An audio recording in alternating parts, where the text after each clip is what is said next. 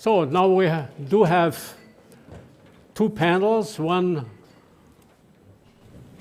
on the situation in Eastern Europe and the other one immediately following thereafter on the Middle East situation. And of course, both topics are not only highly interesting, but also very important for Europe.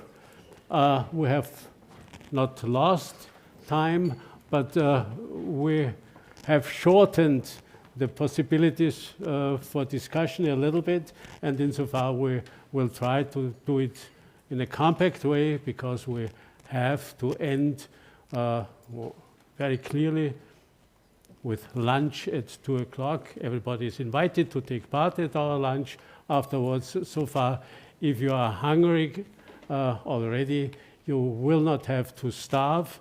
You can now listen very openly to our discussion. Okay, and I will start with Andreas Umland. Andreas Umland is an analyst at the Stockholm Center for Eastern European Studies at the Swedish Institute of International Affairs, based in Kyiv. He has, quite a history, you know, an academic one with Cambridge and Oxford, Free University in Berlin and Stanford and Harvard in different activities and so on. And insofar, we suppose he is a very wise guy. And insofar, we will try to start with him and ask, first of all, how do you see the actual situation in Ukraine? We are certainly in a very difficult situation. On the one hand, 1,000 days of warfare, practically 1 year without strategic wins or losses from the one or from the other side. We have a new president in America who promised to bring an end to this war within 24 hours. And so far, I have to ask you, I mean, what is your impression of the situation? Maybe you can give us a picture, not as a partisan member of in this process, but from your experience, and maybe also a few perspectives. How do you see, has the situation become mature to start talks or whatever? Where would you see the challenges, not only the challenges, but the real problems? What could we do? The situation is bad. Ukraine is daily losing control over territory. And the explanation is simple. There's not enough weaponry, there's not enough ammunition, and there is, I think, a misleading narrative in the West that has become very popular this year, that there are allegedly not enough soldiers in Ukraine, while I think, I live in Kyiv, that the real problem is that simply the pay for the soldiers and the training of the soldiers and the recruitment of the soldiers and the package that comes if you go, for instance, to the front line is not big.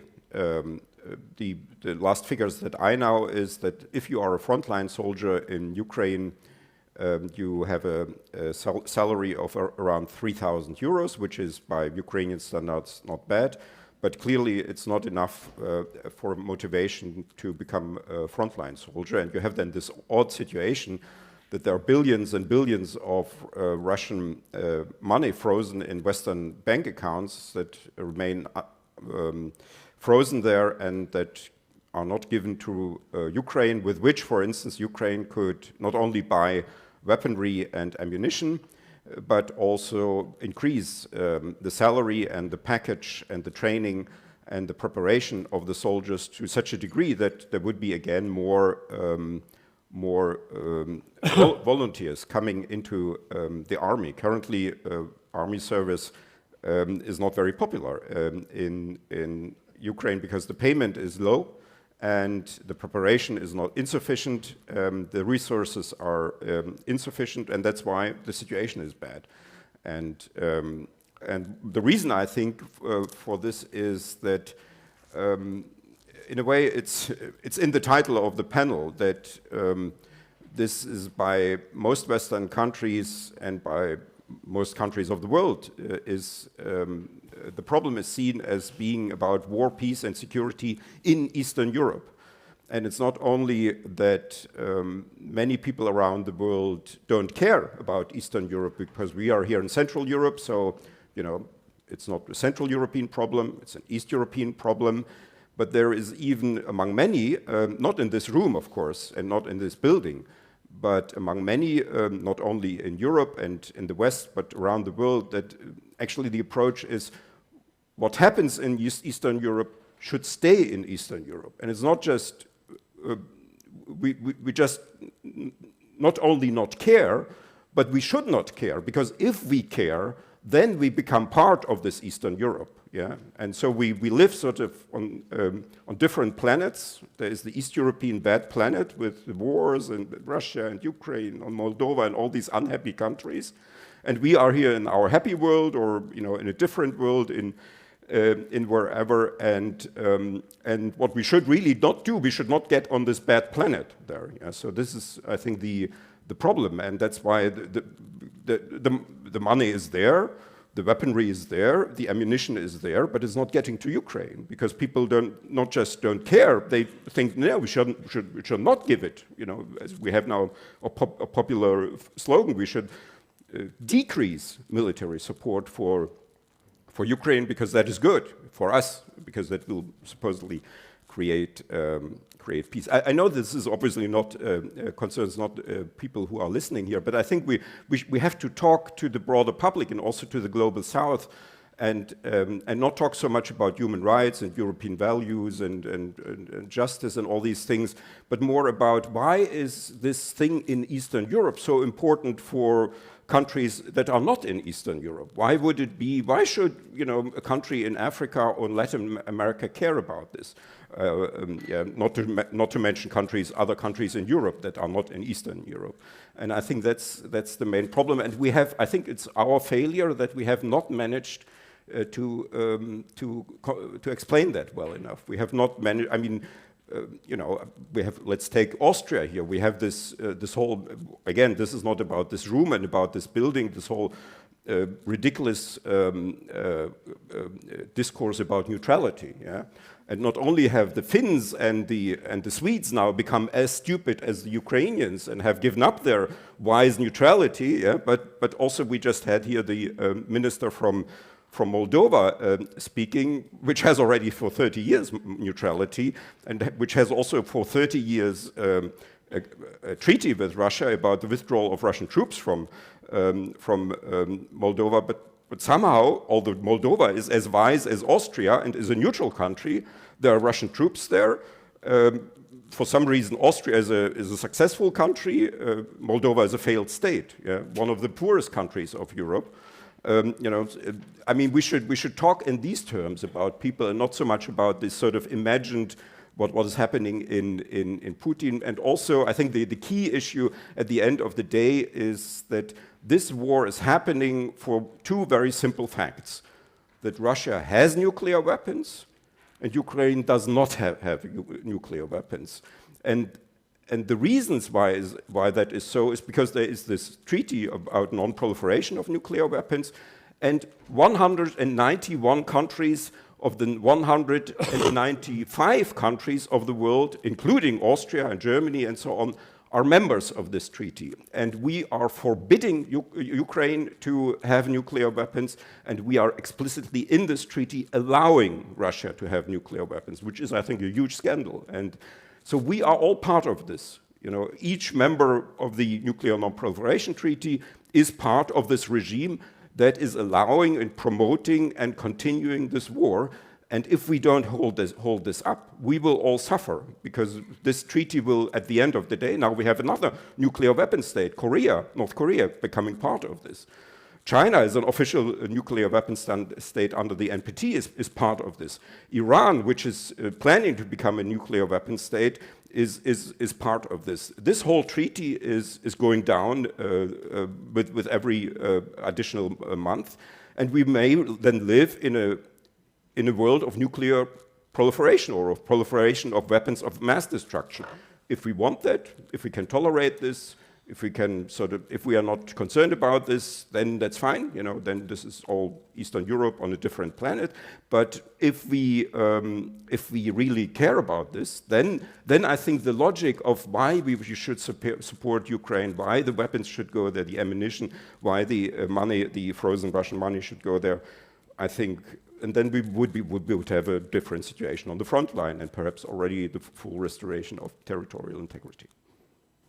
Yeah, it's quite interesting. I mean, that you link it immediately the question of Russia being a nuclear state, and at the other hand, Ukraine having renounced nuclear weapons and having had linked that to the so-called Budapest Memorandum, which meant Ukraine would give up its nuclear weapons and get more or less security guarantees or whatever. Okay, how do you see that? Yeah, what many people forget about the title of this agreement, it's not just the Budapest Memorandum on Security Assurances, but it's the Budapest Memorandum on Security Assurances in connection with the accession of Ukraine to the Nuclear Non-Proliferation Treaty, of which Austria is a member and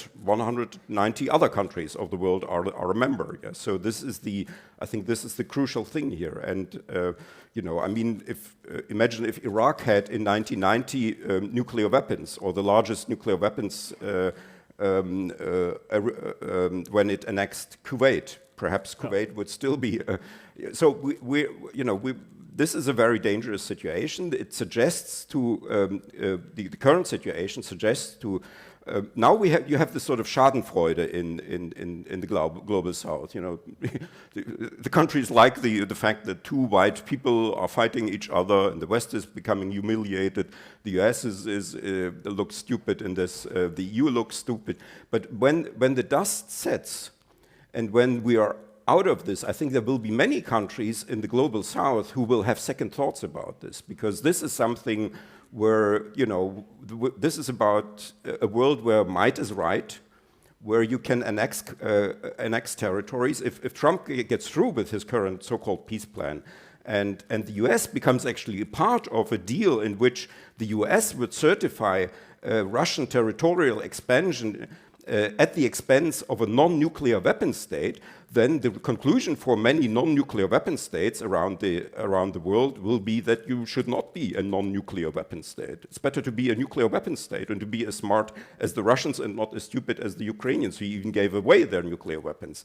So, and that will be a different world, and I think many people just don't understand that. They think it's all about European values and solidarity and the poor Ukrainians and human rights and democracy, and I think we should not talk about it. We should talk about the elementary national interests of countries, of all countries of the world at the end of the day, because they all will be affected if we have let's say, not a proliferation of nuclear weapons, but of other weapons of mass destruction. Maybe countries in Asia or in Africa will conclude, okay, maybe it's too expensive to build a nuclear warhead, but we could have some virus that will kill all of the humanity, and tell everybody that we have this virus now, because we cannot rely on international law or the UN or international solidarity and all this European value stuff. You know, at the end of the day, everybody is for her or himself. You know, you have to take care of your own national security, and then what you need is weapons of mass destruction, because you don't want to end up like as the Ukrainians. That will be the lesson for everybody from that. Sorry for getting a bit excited.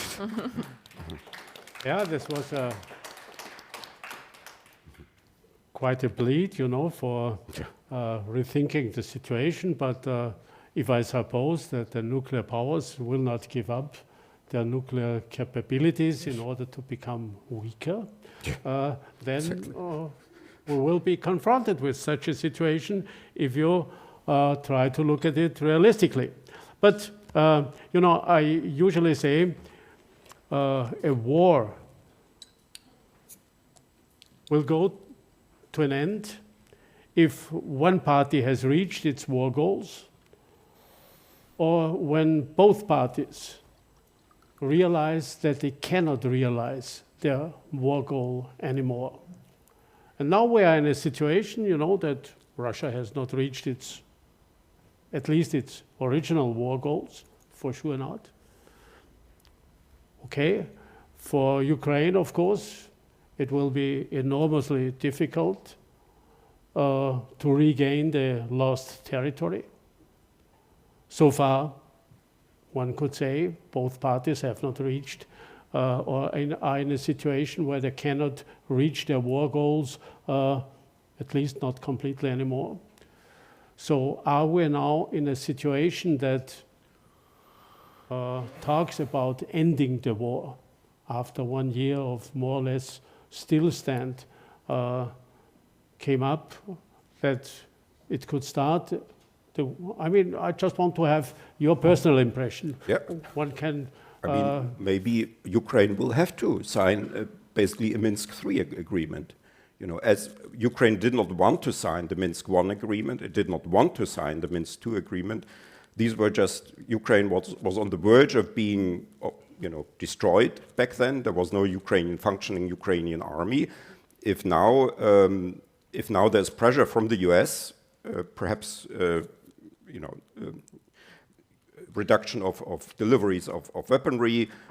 Perhaps I could even imagine that Trump will pressure the European countries not to replace the non-coming American help with European weaponry. You could imagine something like, I imagine that the people in Washington who think this way.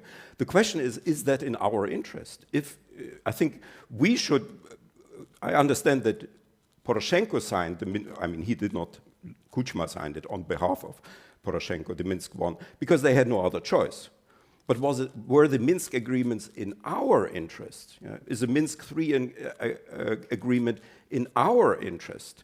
Is it in our interest that Ukraine is so wise to give up territory to save the Ukrainian state? You know, that may be the Ukrainian logic to sign basically a Minsk III agreement. That is how I would simply call this, what has now been circulated as Trump's peace plan, where Ukraine gives up, as in Minsk I and Minsk II. But is it in our interest? You know, that's the end of as I see it, the end of the non-proliferation regime. The UN is becoming ridiculous. We have, you know, we have then actually 3 permanent members of the Security Council, Russia, China, and the US, who are reducing one of the founding members. The Ukrainian Soviet Republic was in 1945 a founding member of the UN, who are reducing the territory of this. I mean, is that really in our interest, that this whole post-1945 order goes down the drain? So that is what we have to decide for ourselves. The Ukrainians may have to decide to sign something that will be forced upon them because they have no other choice. But it's all about us. It's not about Ukraine. I mean, the US made Ukraine to give up the nuclear weapons in 1994. Yeah, and well, you know, we were not engaged in that, but I think many people in Germany, I don't know how in Austria, were very happy about the US achieving this marvelous result of disarming Ukraine. You know. So we did that, you know, and we did not let, we Germans, we did not let Ukraine in 2008 into NATO. We had, you know, the modernization partnership with Russia. We armed Russia in an indirect way with the gas trade and so on. We prepared this war. We got Ukraine into this problem, and is it really now a good strategic decision to turn Ukraine into a failed state? We still have not introduced any sanctions against Russia concerning Moldova. You know, we are waiting for 30 years. Russia is, you know, and the same goes for Georgia, for the Sarkozy plan from 2008. We have no sanctions for these two countries because these countries are, I guess, for most people, I would say in German, Kikifax.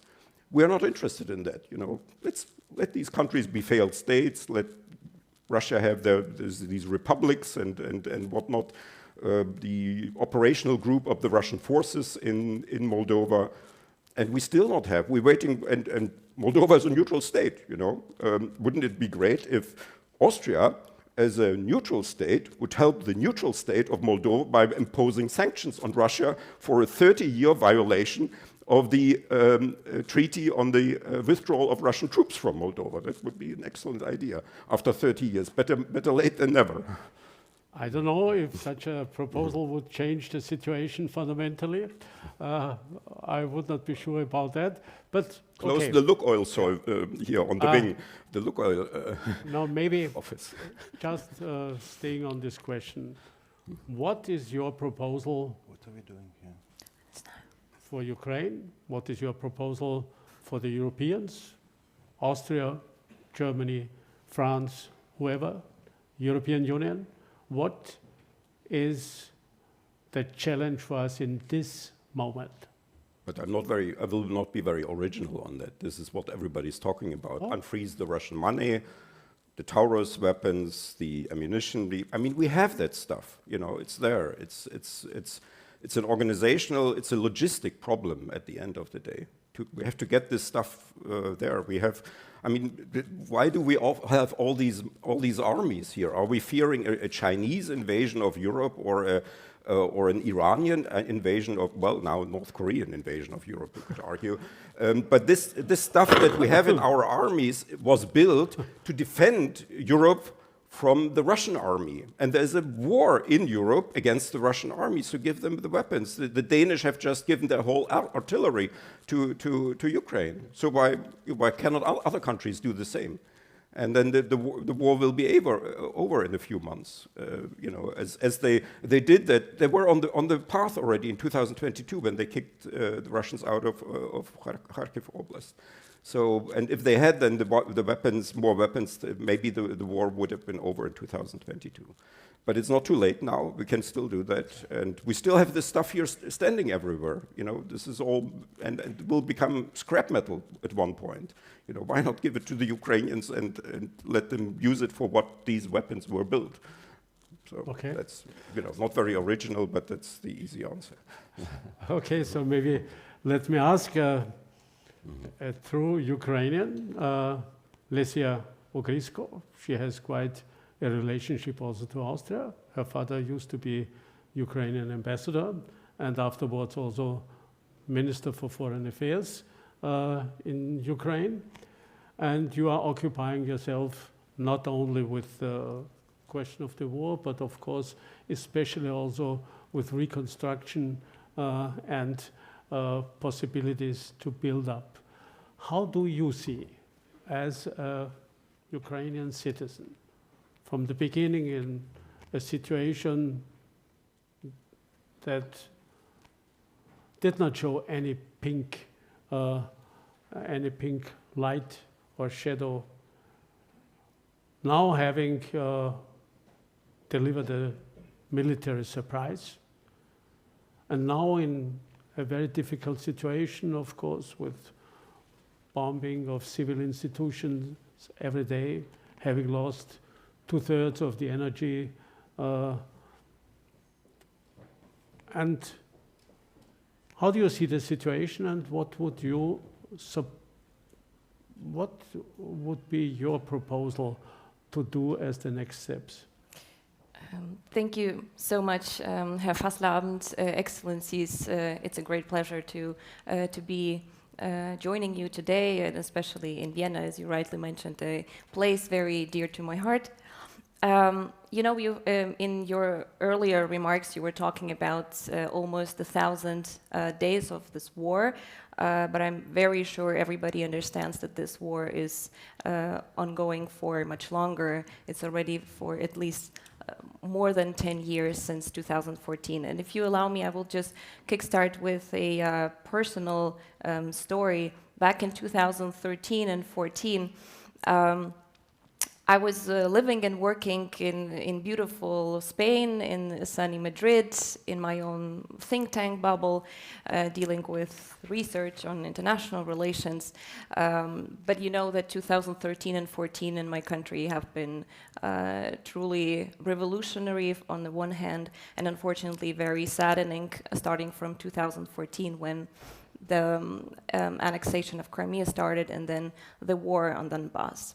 And this is where, when I decided to come back to my country, I myself from Kyiv, but I went to the east of the country, starting with humanitarian large-scale operations, and then I moved into human rights, and I was working in the UN Human Rights Mission in Ukraine, on the Donbass and throughout Ukraine. And something that stuck me then, and something that I now keep being repeated 10 years after, are the stories of Ukrainian civilians and Ukrainian armed forces that have been illegally captured by the Russian proxies or by Russian troops. And the story goes very simple. They come back from captivity and they say, do you know what the Russians were telling us back then? They were saying, we will first come and get you, we will invade your country and get your people, and then all together we will be heading west. And this is exactly the same storyline, if you will, that my fellow human rights workers, I don't do that any longer, but my colleagues still do. And they get and they carry the same messages now when they interview Ukrainian armed forces, the servicemen and servicewomen that have been in Russian captivity. So I think when you're trying to find a solution to a problem, at least you have to start asking the right question. And I think the right question is not, how we Ukrainians see the situation and what our strategy is, because let's be honest, we have a strategy. It has been already delivered by a Ukrainian president with a victory plan, with a peace formula, etc. But the right question is, what is our plan? And I think this is one of the biggest challenges that we are talking about here, is that the West doesn't have a plan still. 3 years after, 10 years after, we collectively don't have a plan. And I'm not talking about this wobbly feet dragging of not letting Ukraine lose, but not letting Russia win type of assistance. I'm talking about a really coherent plan of how can we sustain a Ukrainian victory and a sustainable peace on European soil for the longer term. So the problem is that we don't have this plan, is number one. And the second problem is that the West, and I'm talking about the predominant number of countries, perhaps not about the Poles, the Baltics, and the northern European countries, but the other majority of European countries still does not see it as our war. As Andreas rightly mentions, it's this Eastern European, this Ukrainian problem. Now, I watched the other day a very interesting documentary by CNN, which was looking into it. It was basically an investigation of Russian sabotage actions throughout 2014. Now, a very interesting fact that struck me: the first half of 2024, Russia has organized sabotage actions in more than half of European countries. Just imagine that. And we are talking about all sorts of violations and sabotage, starting from association attempts to, attacks on critical infrastructure, the cyber, the, violation of maritime space with civilian vessels, the violation of airspace, and we can go on. The Russians, as we all know, are very creative when it comes to their different sabotage operations across Europe. And what was the answer of the collective West? Well, there was no answer. We all know that. And I think this is also part of the problem. I usually like to talk about the analogy and the analogy about the plane, that we are all sitting on the same plane, we sit on the same flight. Now, the Western Europeans are happy to be in first class. We Ukrainians are in the economy class. The economy, the part of the plane with the economy class people is on fire. We are paying with our lives and with our blood to secure that the fire doesn't approach, at least yet, the first class people, but we are still on the very same flight, and sooner or later this will come to you. Maybe continuing with the same analogy about the plane, the other true reality is that we have to fasten our seatbelts and be prepared to be flying into a turbulent zone. In fact, we are already on this turbulent zone. Now, the two bad news about this is that this turbulent zone would not last like on a usual flight for 1 or 2 minutes. We're talking about years, and we're talking about perhaps decades of really very turbulent times ahead. We can discuss the North Koreans, the axis of evil with Iran, China, etc. I'm sure we have covered it yesterday and today a little bit. But the second bad news about this turbulent zone is that the West, and specifically Europe, is not prepared for it. And when we're talking about prepared, I mean two things. One, infrastructurally. Look at, the unfortunately incomplete NATO interoperability, look at the difficulties to ramp up all of the military-industrial complex, to deliver weaponry, to really have brigades ready in case something was to happen on European soil. That's one thing. And the other, which might be even more important, although it's more of a soft issue, and that is mentally. I think one of the reasons why everybody in Europe keeps on asking us Ukrainians, what is the recipe for this resilience that you have? Why did we stand the first 3 days, the first 3 months, the first now three years, and we will further stand? It's because many in Europe don't imagine themselves doing the same as Ukrainians did. And I think one of the key reasons for this, especially here in Central Europe and Austria, but in many countries across Europe as well, is this whole notion of pacifism. And I think pacifism is, of course, a very noble theoretical term, and it has definitely its virtues. But I think the distortion in European minds about pacifism being peace at any cost is basically the price that you will pay for another war in the shorter or long term.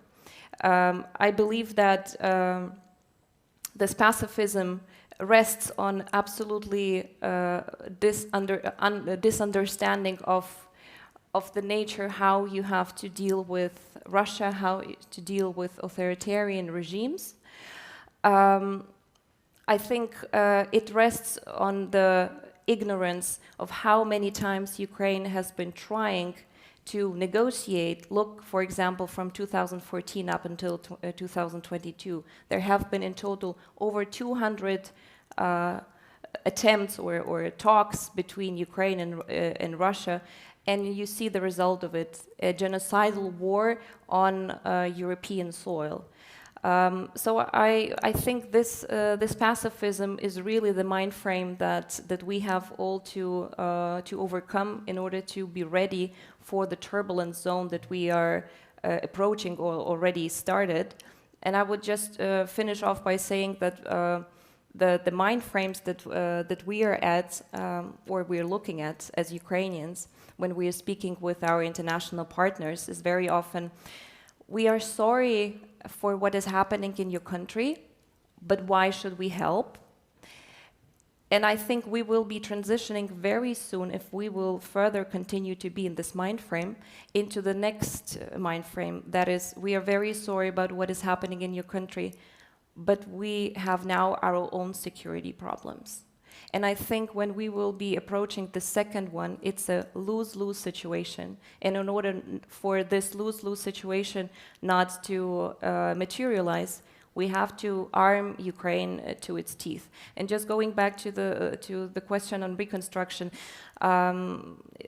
something that I keep on repeating every time I'm speaking rather on reconstruction issues is my favorite motto, that the best reconstruction tomorrow is weapons for Ukraine today.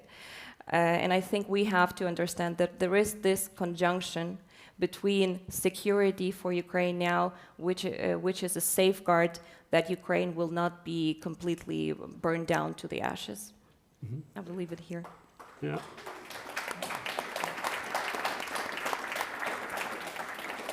Just a short question. I mean, when we are talking about reconstruction, what about is the volume of damage in Ukraine that has happened by this warfare?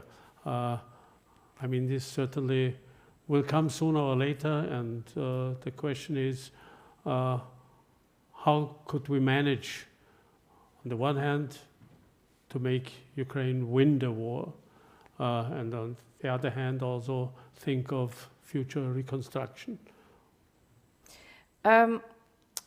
The damage is really unprecedented. There is a biannual report or assessment that goes out by the World Bank together with the European Commission and the Ukrainian government. It keeps being updated. From what I remember, the last figure is $482 billion that would be required to reconstruct everything in Ukraine, but we have to also bear in mind that this, by talking about these figures, we talk only about the parts of Ukraine that are not occupied. So we don't count Mariupol in, we don't count much of the eastern part of Ukraine, basically all of Donbass. So I think once we have liberated these territories, the numbers will unfortunately go up again very much higher. Now the question is where to find the money, I think, is one of the biggest and the most crucial questions we have to ask. And I think here, just like when we're talking about how to get funding for Ukraine's army, one of the easier, let's say, answers would be to finally make use of the over $300 billion that are now in European bank accounts. I think we have now a strategic window of opportunity during the lame duck period in the US, where the US outgoing president administration could be brave enough to be pushing this matter higher than just making use of the 50 billion that has been promised now under this arrangement with the G7.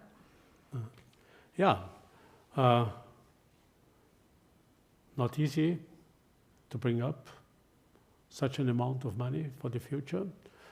Probably even more difficult it will be to take clear decisions in this interim period between the two presidents, I would say.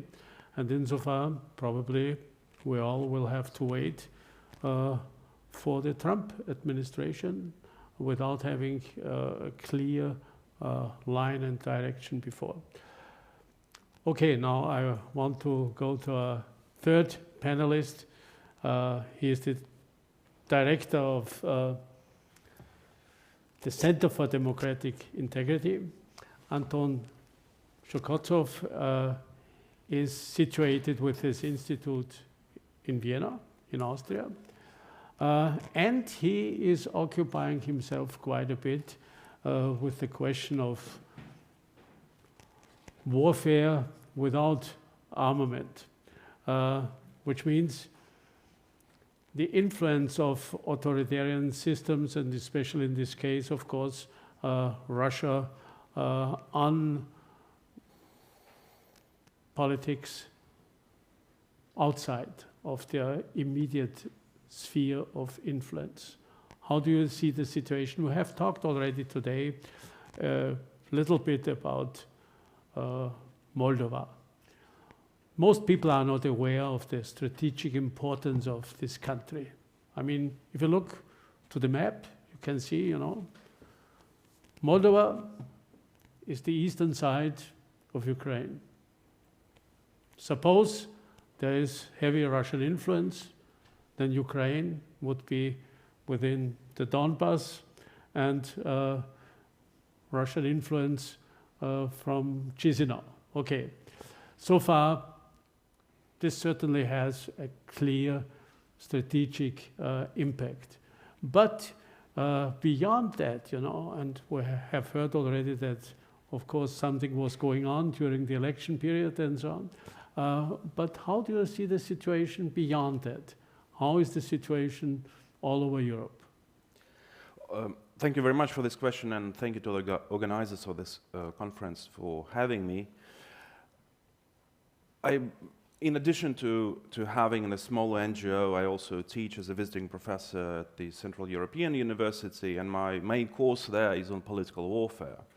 And political warfare, sometimes it is dubbed by information warfare or hybrid warfare, the term that I actively dislike. But this political warfare, it's a gray zone between peace and conventional war. And there's a huge gray area where everything is allowed, and as Alexei Reznikov already mentioned, everything can be weaponized, everything. So Russia has been waging a political war against Europe, against the West for many years now. The framework of political war can also provide for various escalatory steps.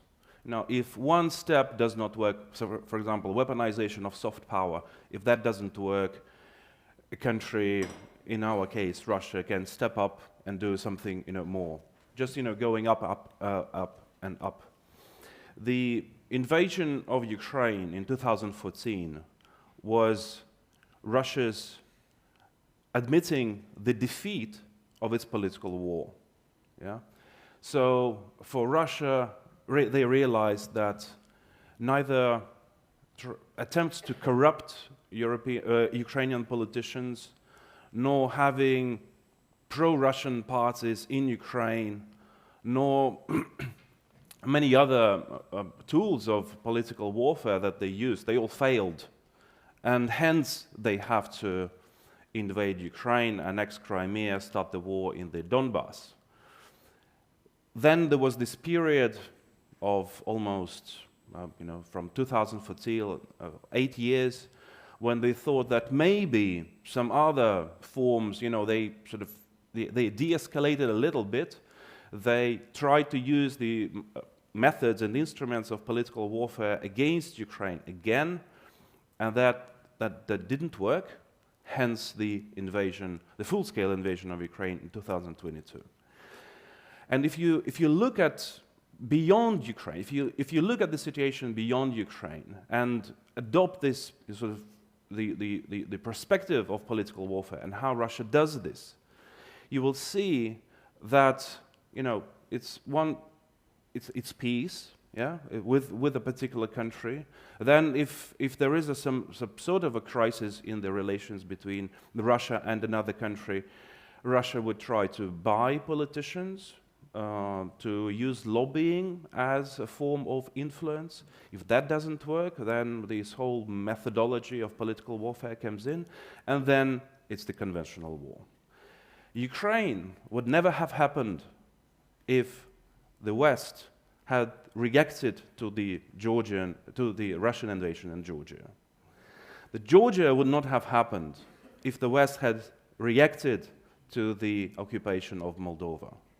It's these steps, it's escalatory steps.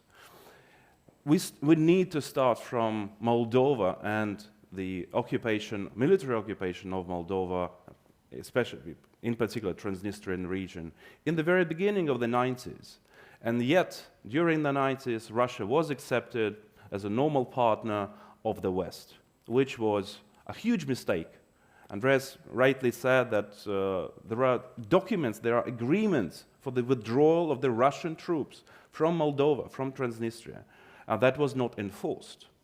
So Moldova happened, no reaction. Georgia happened, no reaction. And then Ukraine happened because the West had not reacted. So if you look at this logic, so the escalation, no reaction from the West, no real response from the West, and Russia's manipulation, Russia manipulates all the time. Georgia happened in 2008. And what happened in 2009? Obama came to power in the White House, and Russia's manipulation, it's a brilliant tactic. Oh, let's have a reset. Let's just, leave everything behind. Well, what was left behind was the occupation of Transnistria, the occupation of Georgia. But let's have a reset. Yeah, let's start anew. And that was Russia invading something and then solidifying the gains and then going further. So now, the logic, if we accept this logic, if Ukraine happens for Russia, which means the destruction of the Ukrainian state, and then, as Lesia said, the idea is to have Ukrainians fighting together with Russians against Europe, against the rest of Europe, against the European Union. And just imagine, there were already reports, and I'm sure this is true, that if Russia wins, it will emerge from this war much stronger than it used to be, because now the new techniques that they learn, the new methods, the new technology that they have. And then if Ukraine loses this war, the Ukrainian army is already, if we don't take the Russian army, Ukrainian army is already the strongest army in Europe. So you will have a combination of two strongest army on this continent, at least on this European part of Eurasia. And that would be a very logical continuation of this escalation. Moldova first, Georgia then Ukraine, and then something else. Poland, the Baltic states, you name it, or something else. And this probably is still not in the minds of Western politicians, this logic of escalation, how they behave. And Andreas and I, we know each other for a very long time, and we remember that in 2008, Russian ultra-nationalists, Russian imperialists already wrote, if we don't get Georgia, we should forget about Crimea. In 2008 they were writing, Alexander Dugin was writing about it. So if we don't occupy, if we don't invade Georgia, we'll forget about Ukraine. This is why we need to go there.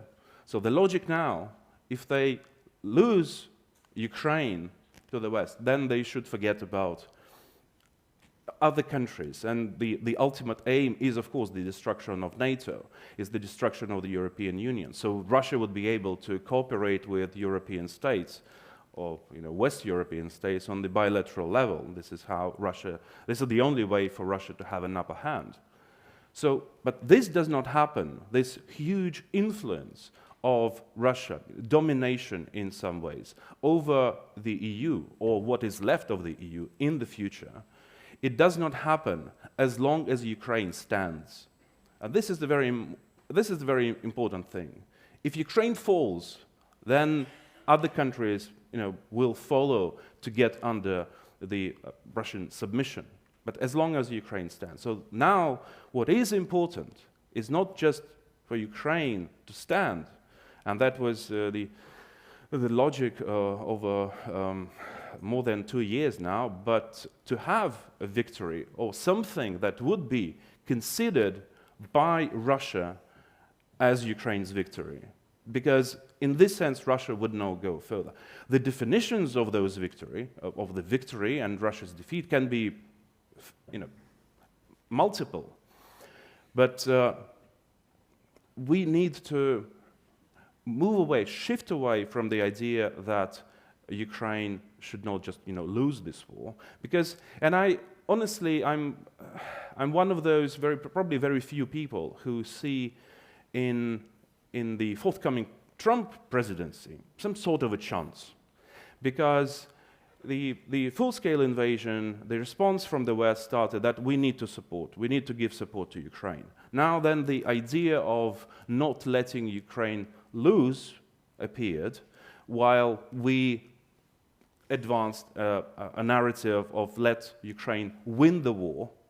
But the West, and especially the United States under Biden, for whom I'm sure Ukraine is grateful, but the narrative of not letting Ukraine lose the war, and that guided the de-escalation rhetoric and also practices of the Biden administration, they didn't help. Ukraine is losing the war, let's be honest with each other. It is losing the war. So the whole approach of the de-escalation and not letting Ukraine lose the war actually led to Ukraine losing the war. And although, of course, with Donald Trump, we are in the unknown, but I believe that there is a chance that he and his vice president will be briefed by the NSA, by the CIA. They will be, they will catch up with the developments that happened from 2020 to 2024, that they will understand probably that even if they consider China to be the main competitor of the US, it is not in the American interest to have China strengthened by victorious Russia. So even if if this Ukraine crisis is not very important for them, but let's then talk about China. So this is very important now to frame all the explanations and interpretations why Russia needs to have a defeat. Yeah? We can talk about, again, how this can be defined, this defeat. It's not that Ukrainian soldiers are marching on the Red Square, although I would love to see that happening. But just some sort of defeat that will stop Russia from going forward. I'll stop here. Yeah.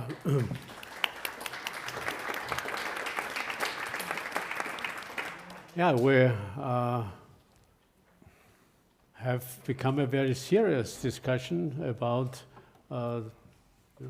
our psychological, our political status in Europe. And Sylvia Ogryzko said, okay, she mentioned for the first time the word of pacifism.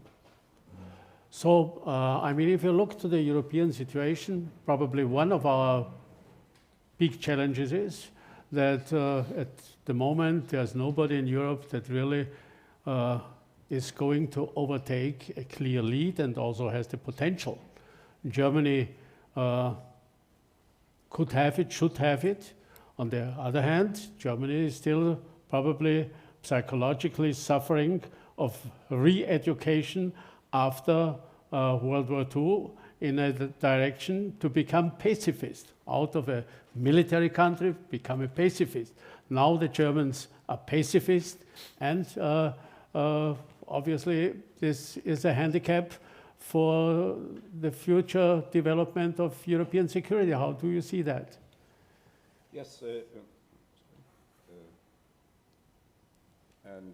frankly, I'm not too unhappy about the current political crisis in Germany and the upcoming breakup of the current coalition, the traffic light coalition, Ampelkoalition, because I think the main problem here are the Social Democrats, and I think one of the reasons that we have this pacifism, because we have still a very lively mythology in Germany about the so-called Neue Ostpolitik, the new Eastern policy of Willy Brandt in the early 1970s, and there is surprisingly widespread mythology and almost magical thinking that what the Social Democrats did in the early 1970s somehow prepared perestroika and glasnost and the end of the Cold War in the late 1980s.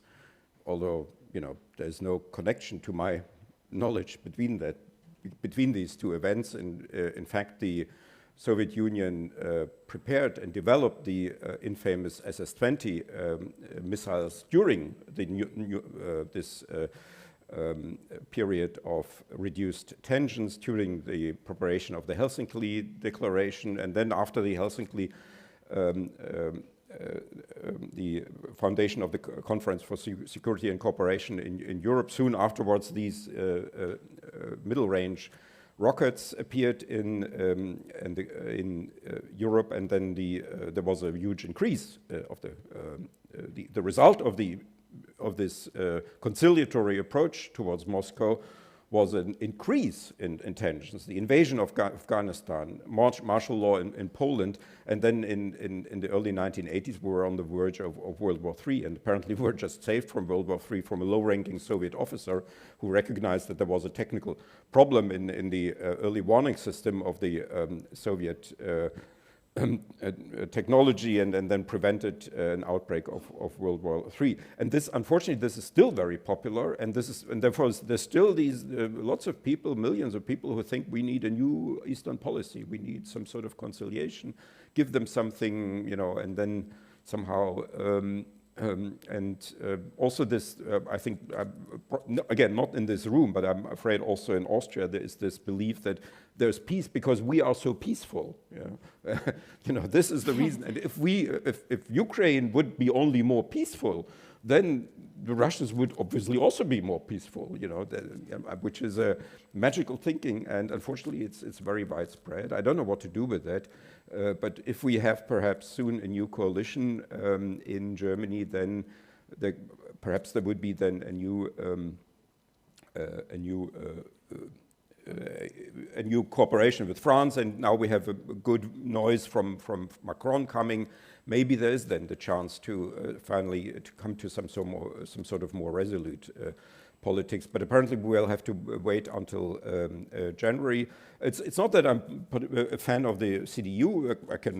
I can say here I'm sort of mentally a social democrat, I would call myself. I just think that the SPD is not really having a social democratic foreign policy. It has some sort of I don't know how you can be a social democrat and find it good to cooperate with all sorts of non-democratic and in fact anti-social regimes. If you look at the Gini factor of Russia, it's one of the most unequal, unegalitarian regimes, countries in the world. So I'm not a member of the CDU. But I think that there will be then, if the CDU takes over, a new chance maybe to have a new approach. Maybe that's wishful thinking, but at least the noise that is coming from Merz and from others is not too bad. Okay. Yeah. How do you see the situation? I mean, we are talking now a lot about winning the war, losing the war. We are in a situation. Do you think that Ukraine, if it gets some more weapon systems and ammunition, really can re-win the lost territories? That it really can overtake Crimea, the Donbass, and the territory in between, oblasts of Zaporizhia and Kherson east of the Dnieper River? Do you think this would be possible? I would first perhaps just add my 2 cents on the pacifism discussion, because I think one of the notions that many here outside of this room talk about pacifism is that every war necessarily ends with peace, and this is great, and that's why peace should be established like already right now.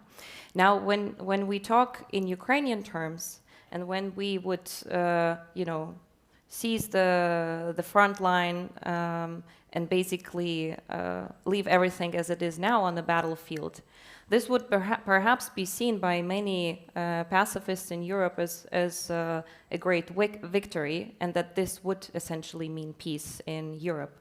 Now we have to remember Bucha, we have to remember Irpin, we have to remember Izium, Borodyanka, and I can go on and go on.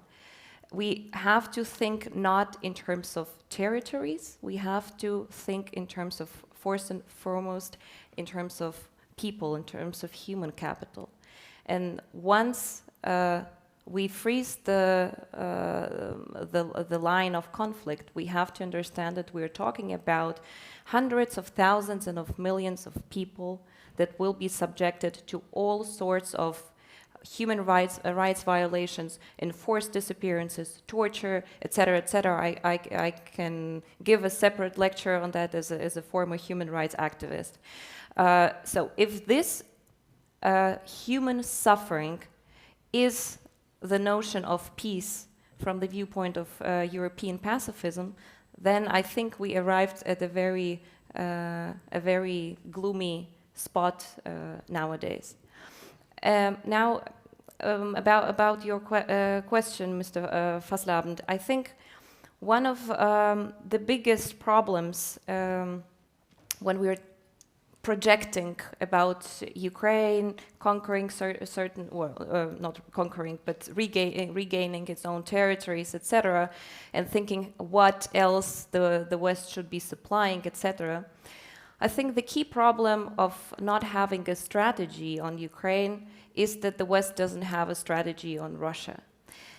And I think every time I talk to different political circles or think tankers around the world about possible future scenarios of Russia, and when I try to say that there are certain other scenarios apart from the most unlikely, which is the democratization of Russia, and this is unfortunately the only scenario that most of European leaders would like to talk about, although Russia in all of its history has zero reference to any democratic rule, forgetting that democracy is something that is built up from bottom up and cannot be imposed by, just a leader, forgetting that the war is not Putin's war, but it is a war of all the Russian society. So every time I talk about other scenarios, as in the change and the collapse of the current state, a certain disintegration or actual federalization of Russia, or freedom to the more than 100 ethnic groups and peoples that have been suppressed by Russia over all of these centuries, I see two reactions usually. One reaction is they think I'm crazy because empires don't fall, obviously. That has never happened in history, apparently. Or the second, and this is the one that appears much more often, I see fear.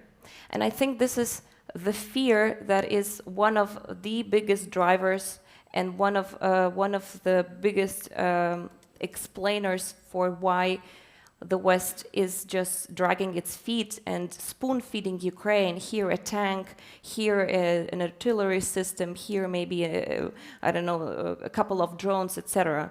I think we should be turning the table and thinking in other frames, not how much this and this has to be provided to Ukraine, but we have to think strategically, we have to understand and think one step ahead and project the different scenarios for Russia. And if you are fearing some of these scenarios, and let's be very honest, we all, or most of us, or those outside of this room, fear a dissolution of Russia, then just get prepared to it. Then come up with different mitigation strategies. Then think how you can handle certain situations that you wouldn't want to happen in the future. And that's why, answering your question, I'm very positive that Ukraine can win back its territories. I'm definitely sure this will be happening, provided Ukraine gets an invitation into NATO, provided that Ukraine finally becomes, or the European mental space finally marks this territory as part of the Western civilization. And under this umbrella, plus with security guarantees in the interim, because we all understand that this process will not be taking a year or two. I'm less optimistic about the Swedish or Finnish scenario for Ukraine when it comes to NATO accession. In the interim, we definitely need a very big security booster from certain countries. I'm sure we all understand what I'm talking about. And then coupled with certain asymmetric moves, and I think the Kursk operation has given us quite a good trump card for future negotiations with Russia, coupled with diplomatic efforts, all of this will bring a Ukrainian victory as victory is determined by the Ukrainian population.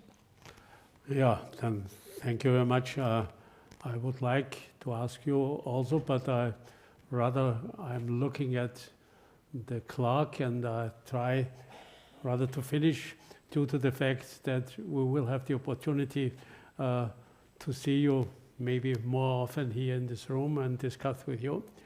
I will try to come to an end. And if I look at my mood after this session, I have to express I have become very serious about the situation. And I guess most people in the room have become very serious. What we can take out as a lesson probably is when you miss the first opportunity, you will get in danger that you will get some more challenges. I remember very much, when there was the invasion in Georgia, it was only Sweden that reacted by enlarging its military budget. The only state, not only in Europe, but in the whole West. So far, awareness certainly is extremely important. The fact that we are innerly not prepared for such a situation,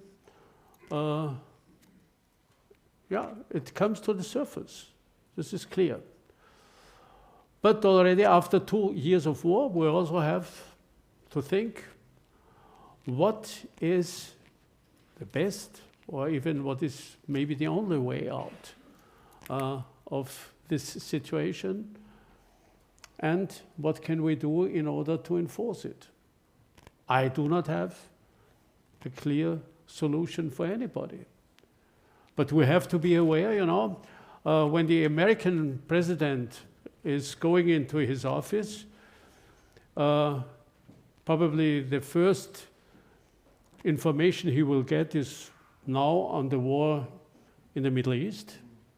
The second briefing he will get is the war in Ukraine. And then he will stand up and say, okay, and what about China? This is our opponent, this is our rival. He will try to get a briefing at first about China. And in this way, he probably will deal also with the challenges at the other side. We have to be realistic.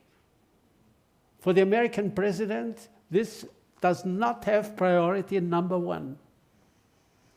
And if we now look to the European situation, okay, I do not want to go into details, but of course the situation is very difficult. And insofar, we will have to occupy ourselves very intensively about the real situation and a way out that makes it possible after such a tremendous fight of the Ukrainian people, not only in their interest, but in the interest of whole of Europe, how we can proceed. I don't have a simple solution. Nobody does have one, but everybody will have to overthink it. And insofar, I really want to thank you very, very much for this very serious discussion.